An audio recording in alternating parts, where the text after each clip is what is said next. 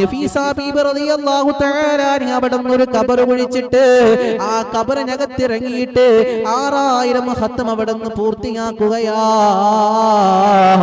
ആ ഖബറിന്റെ അകത്ത് ഇറങ്ങിയിട്ട് 1000 റകഅത്ത് സുന്നത്ത് നിസ്കരിക്കുകയാ.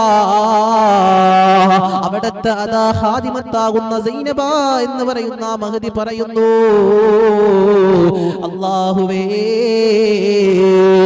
രാവിലെ മുഴുവനും നോമ്പെടുക്കുകയാണ് നഫീസ ഉമ്മ, രാവിലെ മുഴുവനും നോമ്പെടുക്കുകയാ,